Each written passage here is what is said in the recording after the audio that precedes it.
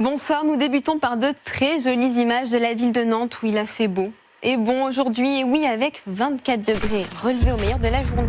Qu'est-ce que c'est? Qu'est-ce que c'est que ces images? Et c'est pas ce que j'ai demandé. Pourquoi on a ça? Est-ce que, bon, on a un petit souci, ce n'était pas exactement ces images-là que j'attendais. Je crois que la régie est en train de s'en occuper. Regardez, les canards sont revenus. Cette habitante a encore du mal à réaliser. Ça a commencé ici. Tant les dégâts chez elle sont impressionnants. En quelques minutes, les plafonds se sont en partie effondrés. Les pompiers ont dit ça y est, tout tombe. La grêle a transpercé la toiture à plusieurs endroits. Encore sous le choc, elle doit aujourd'hui quitter sa maison. Tout est à refaire. Qu'est-ce que vous ressentez? Une désolation. Une désolation. La foudre a aussi été très présente hier. Plus de 35 000 éclairs ont été recensés. Cet habitant de Billy dans l'Allier a vu sa maison prendre feu après un impact de foudre. Il n'y a plus de toit dans tous les cas. Et en bas, il y a un petit peu d'eau qui passe à travers les lustres de tous les luminaires. Donc dans tous les cas, j'ai plus de maison. On a toujours chanté, alors peut-être pas les plus jeunes, mais on a toujours chanté cette chanson sans vraiment se préoccuper des paroles, alors qu'en fait, elle parle d'une explosion nucléaire. Et c'est vraiment les paroles de la chanson. Allons à la plage, oh oh oh oh oh, la bombe a explosé, les radiations grillent, enfin la mer est propre, plus de poissons puants, mais une eau fluorescente, vamos à la playa, oh oh oh, voilà. C'est ça les paroles. On va plus la chanter pareil. Pardon, excusez-moi. Le faux plafond de ce supermarché dijonnais vient de s'écrouler. Leurs achats encore en main, les clients se feraient un chemin, évacués en urgence. Il n'y a pas de blessés. Les premiers dégâts d'une nuit orageuse. Les premiers dégâts d'une soirée d'orage exceptionnelle, du centre à l'est de la France. Ces flashs quasi ininterrompus qui réveillent les habitants quand ce n'est pas la grêle. Là, quand on regarde, on voit l'impact qui est tombé. Puis on voit que c'est cabossé.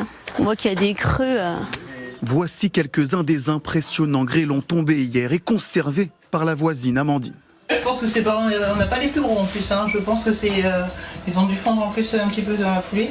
Ça fait mal au cœur parce qu'on a retapé la maison nous-mêmes pendant 5 ans. Et puis c'est vrai que là, en l'espace de 15 minutes, tout est saccagé en fait. Il n'est pas blessé, mais sa maison a été fortement endommagée. Le plafond a fini par céder sous les quantités d'eau accumulées. On réalise ce matin, c'est ce matin que j'ai pleuré. Ce matin, là, j'étais dans le jardin au fond, je regardais ma maison. Et je me dis, c'est difficile. T'as l'impression d'être dans les favelas, là, les trucs où ça pend partout. Non, c'est pas possible. Et j'aimerais bien savoir qu'est-ce qui s'est passé dans sa tête. L'intensité des précipitations est bel et bien liée au changement climatique, parce que pour chaque degré que l'on va gagner, l'atmosphère va se charger de 7% d'humidité en plus. Donc ça veut dire que les précipitations vont devenir de plus en plus abondantes sous l'effet du changement climatique. L'Icône des mers est le nouveau plus gros paquebot au monde. Ce bateau de croisière construit en Finlande pour la compagnie Royal Caribbean pourra transporter près de 10 000 personnes. Avant sa mise en service en janvier prochain, le projet suscite de nombreuses critiques pour son impact environnemental. Rebaptisé par certains le cauchemar des mers, le navire semble à milieu des enjeux écologiques de l'époque. Évidemment, c'est un non-sens écologique parce que l'empreinte carbone par passager est l'une des plus élevées au monde, tout type de transport confondu. Ceci dit, il faut constater qu'il reste une demande importante pour ce type de voyage. Et effectivement, malgré le prix, malgré l'empreinte carbone, ce paquebot a déjà un énorme succès. Et ne zappez surtout pas car je vous retrouve à 21h10 dans la nouvelle saison des Traîtres. Et vous verrez que pour vous aussi, la voix d'Éric Antoine hantera vos nuits. Je serai en compagnie de Jean Lassalle, de Natacha Saint-Pierre ou encore de Thibaut InShape. Alors, laissez-vous prendre. Que la partie commence. Vous avez des députés La France Insoumise, pas tous les députés, qui refusent de se lever au moment où Gérald Darmanin rend hommage aux policiers et gendarmes morts depuis 2020. Revoyons cette séquence ensemble.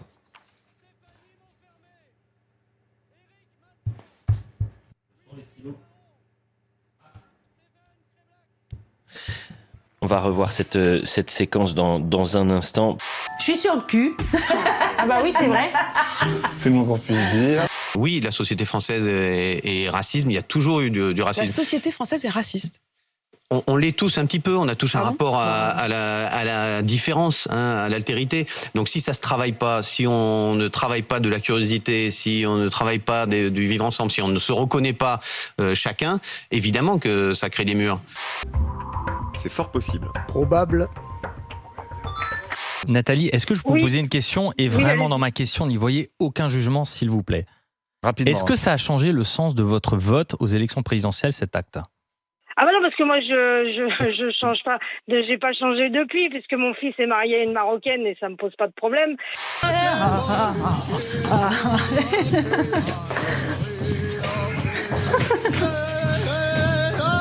Allez. Ouais, ça revient un peu à ce qu'on disait avec... Donc vous faites partie des victimes qui ne votent pas à l'extrême. Oui, bah moi je vote Marine Le Pen depuis très longtemps. Si, elle vote. Elle vote. Ah oui, pardon. Bah voilà. Permettez-moi simplement de vous répondre par cette citation du président Jacques Chirac en 2007, qui me semble être d'actualité ô combien. Ne composez jamais avec l'extrémisme, le racisme, l'antisémitisme, le rejet de l'autre. Tout dans l'âme de la France dit non à l'extrémisme. D'après une étude de la Commission nationale consultative des droits de l'homme, 15% des Français se disent plutôt ou un peu racistes. Des pourcentages en très forte baisse sur les 20 dernières années. En effet, en 2000, ils étaient 43% à se dire plutôt ou un peu racistes. Parmi les interrogés, les personnes les plus âgées sont les plus nombreuses à se déclarer racistes. 20% des 60 ans et plus, contre seulement 6% des jeunes de 18 à 24 ans. Donc vous voyez, chaque fois, ça paraît a priori assez simple. Finalement, les bonnes réponses, elles ne sont pas très nombreuses. Résultat, les Français clairement surestiment leur niveau. De 85% qui se trouvent convenables, on tombe finalement à 58% qui présentent un niveau qu'il est vraiment. Mais vite! Ces pauvres capitaines sont en train de se retourner dans leur tombe. Mais non, c'est horrible. Mon Dieu, quelle vie de merde, bordel. Pourquoi j'ai fait ça? Comment ça va, Jean? Je ressens comme une sensation d'éternité. Si ça peut vous aider, Jean et Christopher, dites-vous qu'on va tous finir comme ça, parmi les vers. Oh putain, il y a une... Ah non. Regarde, je me dis qu'est-ce que c'est? Il y a une limace, il y a un truc qui sort. Ça m'a fait trop peur. Il y a un truc là-dedans. Je me demandais ce que c'était. Ah ouais, c'est vivant là. Hein. Là, c'est bien vivant. Hein. Qu'est-ce qu'il fait? Voilà, Jean, c'est pas Saint-Tropez. Hein. Jean, on va pas pêcher les moules. Que faites-vous, Jean? Oui, mais les chaussures vont être dégueulasses. Ah, c'est pour sauver vos chaussures. Mais est-ce que vous voulez pas plutôt sauver vos pieds de gelure? Non, mais ça risque rien. Ils ont été gelés plusieurs fois.